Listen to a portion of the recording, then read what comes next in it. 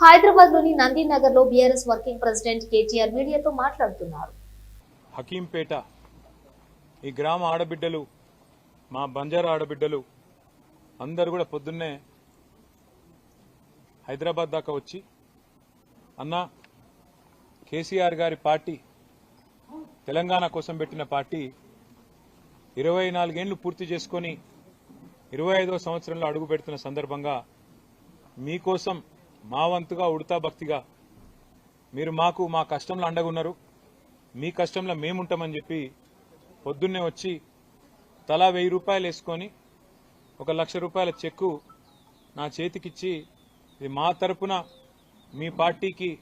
ఒక విరాళంగా ఇస్తున్నాం అని చెప్పి పొద్దున వచ్చినప్పుడు నిజంగా గుండె నిండా సంతోషం అనిపించింది. ఎందుకంటే వాళ్ళు పడ్డ కష్టం మామూలు కష్టం కాదు. 40 మందిని రైతులను, అందులో గిరిజనులు ఉన్నారు, ఎస్సీలు ఉన్నారు, బీసీలు ఉన్నారు, అందరూ ఉన్నారు, ఓసీలు కూడా ఉన్నారు, అందరూ ఉన్నారు. 40 మందిని జైల్లో పెట్టి పూర్తి స్థాయిలో వారిని చిత్రహింసలు చేసి, ఒక మనిషి ఎన్ని రకాలుగా శారీరకంగా చిత్రవదలు చేసే అవకాశం ఉంటుందో అన్ని రకాలు చేసి, ఆఖరికి హిరియా నాయక్కు ఛాతీల నొప్పి వస్తుంది, గుండె నొప్పేమో సార్ అంటే పశువును గుంజుకపోయినట్టు బేడీలేసి తీసుకుపోయి ఆఖరికి మంచం మీద కూడా, నికృష్టమైన ఈ ప్రభుత్వం మంచం మీద కూడా సంఖ్యలతో బంధించింది. ఇవన్నీ చూసిన తర్వాత వాళ్ళు పడ్డ బాధ, ముఖ్యంగా మా ఆడబిడ్డలు భర్తలేమో కేసుల భయానికి అటు ఇటు చెల్లా చెదురైనరు. ఎందుకంటే ఎవరి మీద పడితే వాళ్ళ మీద ఇష్టం వచ్చిన కేసులు. పాపం వాళ్ళ ఇళ్లలో ఉండే ఆడబిడ్డల మీద దాడి చేసి దారుణాతి దారుణంగా, కిరాతకంగా, నికృష్టమైన పనులు, మానవ మృగాల మాదిరిగా రేవంత్ రెడ్డి ప్రైవేట్ సైన్యంలాగా పనిచేస్తున్న కొంతమంది పోలీసులు వాళ్లను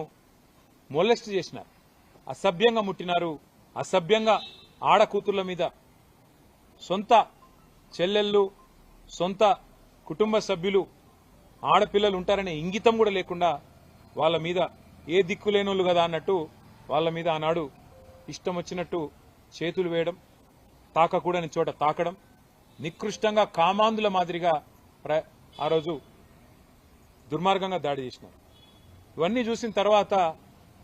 గుండె రగిలి, మా నాయకుడు, మా సోదరుడు నరేందర్ రెడ్డి అప్పుడు జైల్లో ఉన్నాడు, ఆయన కూడా 37 రోజులు జైల్లో పెట్టింది.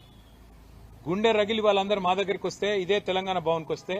వాళ్ళకు మాట ఇచ్చిన, అందులో ప్రెగ్నెంట్ అమ్మాయి జ్యోతి కూడా ఉండే, మిగతా ఆడబిడ్డలు అందరూ ఉండే, వాళ్ళకు మాట ఇచ్చి వాళ్ళ నీడికెళ్ళి ఢిల్లీ దాకా తీసుకుపోయి మానవ హక్కుల సంఘం, జాతీయ మానవ హక్కుల సంఘం, జాతీయ ఎస్సీ/ఎస్టీ కమిషన్, జాతీయ మహిళా కమిషన్ అందరినీ ఆ రోజు బీఆర్ఎస్ పార్టీ తరఫున నేను కూడా స్వయంగా పోయి, మా సత్యవతి రాథోడ్ గారు, మా సబితా ఇంద్రారెడ్డి గారు, మా ఆర్ఎస్ ప్రవీణ్ కుమార్ గారు, శ్రీనివాస్ గౌడ్ గారు అందరం కలిసి, నరేందర్ లేకపోయినా నరేందర్ కుటుంబ సభ్యులైన మా లగచర్ల, హకీంపేట ఆడబిడ్డలకు జరుగుతున్న అన్యాయాన్ని